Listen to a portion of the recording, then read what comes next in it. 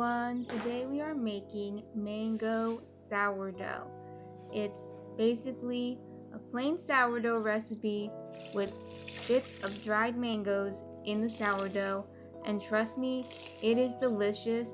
It is one of my favorites that I make, definitely my favorite one with added fruit in it. So let's get started. So we started with about 100 grams of sourdough starter. You might want to add more or less depending on your schedule and your climate. Right? If it's warmer, you might want to add less. If it's colder, you might want to add more.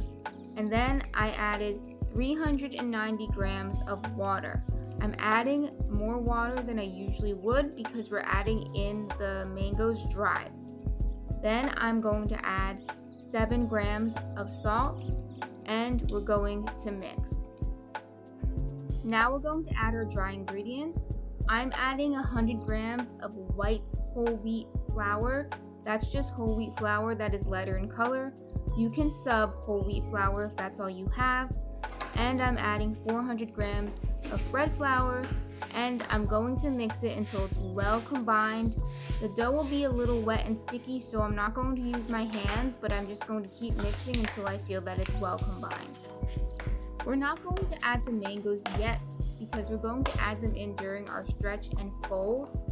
But just a side note, a lot of people will soak their dried fruit before adding it into the dough, and you can do that. That is an option. But what we're doing here is actually just adding the dried fruit right to the dough during the stretch and folds without soaking them. And that's why I added more hydration to the dough. So I added more water to the dough because the dried mangoes are going to soak up some of that water, and that's going to affect the hydration level of your dough and, the texture and the crumb and all of that. So you just add more water to the dough in the beginning, and that way when the mangoes soak up the water, it's not really a big deal. Then when you're done mixing, you're going to cover it up and let it rest for at least a half hour, and then you will do your stretch and folds after it has rested for a half hour. This rest period will help build the gluten.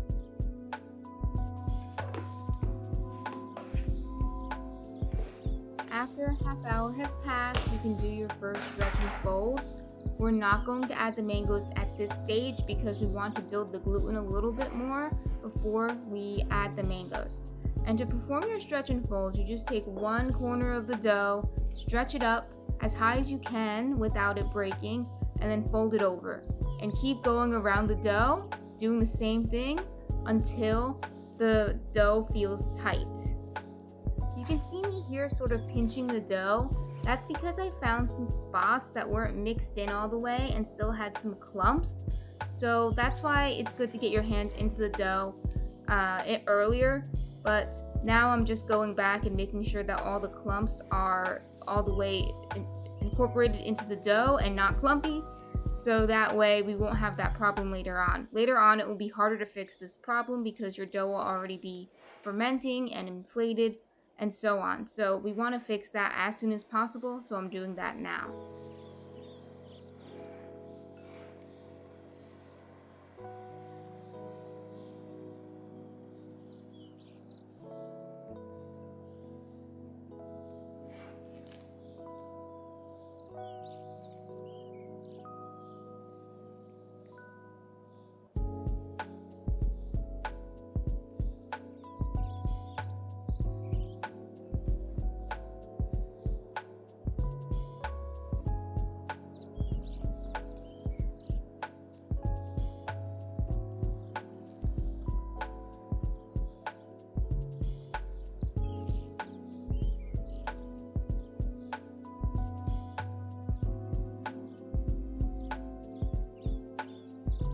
When you're done, you want to cover up your dough and let it rest for another half hour before performing your second set of stretch and folds. After the dough has finished resting for a half hour, we'll add 40 to 45 grams of dried mangoes to our dough. That's half the amount total we're going to add. And I just cut the mangoes up into little squares. So depending on the size dried mangoes you have, you might want to cut them up into smaller pieces. And what we're going to do is just add them to the top of our dough, wet our hands to touch the wet dough, and then perform the stretch and folds like we normally would, and this will incorporate the mangoes into the dough.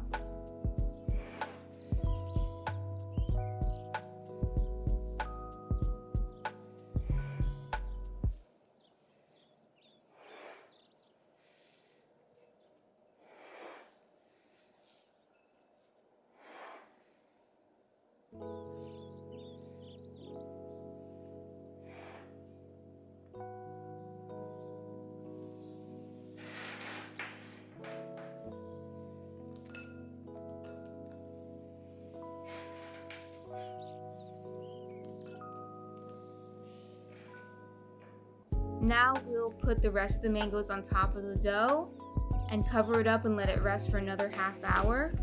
Now, once it rests for another half hour, we will wet our hands again and incorporate the rest of the mangoes into the dough with the third set of stretch and folds.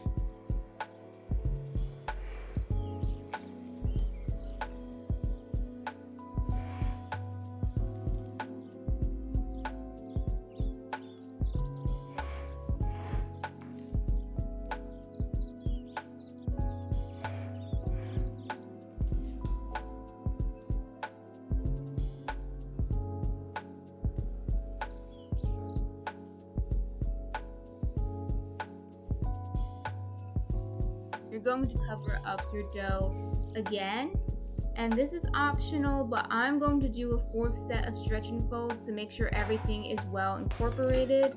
So I'll cover up the dough again, wait a half hour, and do a fourth set of stretch and folds. You can see that the dough is coming together nicely. It's already started to ferment quite a bit. You can see it's gotten bigger since the first time we did the stretch and folds. It also isn't as wet because the mangoes are soaking up some of the liquid, and gluten is well developed. You can tell because when we're doing our stretch and folds, it is pretty elastic and it's not breaking.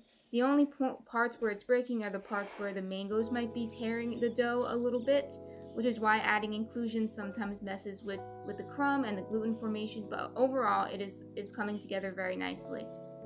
Now we're going to cover the dough and let it do its bulk fermentation.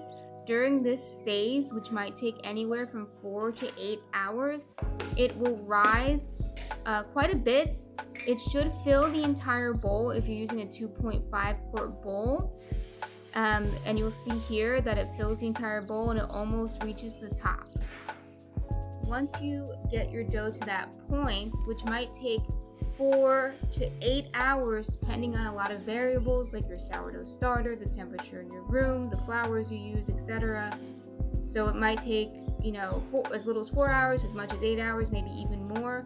I believe this took only 4 hours. But once you get it to that point, you're going to take it out of your bowl onto a floured surface, and you're going to shape it to whichever shape that you find most suitable. I'm shaping it into a bowl, which is a round shape. So you see, I just take it and roll it up into a ball as tightly as possible, and I pinch the edges to make sure the edges stay sealed, and then I just use my hands to gently shape it into a ball to keep it into that round shape before I place it into the banneton. I'm using a lined banneton just because I don't want the mangoes to get onto the banneton and cause problems like mold and things like that. So I put it into a lined banneton, seam side up. Seam side up is important because the next day when you take it out of the banneton, you're going to dump it out, right? And you want the seam side to be down when you dump it out. And then I'm going to cover it and put it into the fridge overnight. You want to preheat your oven to 475 degrees Fahrenheit with your baking vessel, in my case a Dutch oven, inside your oven to preheat along with your oven. Then once you're ready to bake, you take your dough out of the fridge, and then you're going to, like I said, dump it out onto a silicone mat where you can score your dough. Use a sharp razor. I'm just going to score an X or a cross right into the dough. Then I'm going to place it into the Dutch oven, turn down the oven heat to 450 degrees Fahrenheit. Place the Dutch oven in the oven with the cap on for 20 minutes, then take the cap off and lower the oven heat to 420 degrees Fahrenheit and bake it for 20 more minutes. You might want to add a minute or two to that depending on how brown you want the crust.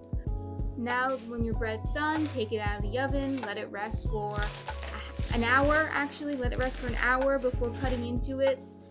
And then you can cut into it and enjoy it, store it. It'll last for at least a week at room temperature. I store it in a cloth bag, or you can use a tea towel, or you can slice this bread and freeze it for at least a year. Take it right out of the freezer and toast it when you're ready to eat it. But enjoy, it's delicious, it tastes good. I like to eat it with peanut butter, but it could taste good with even savory foods like curries. Really go ham with it. It's amazing, trust me.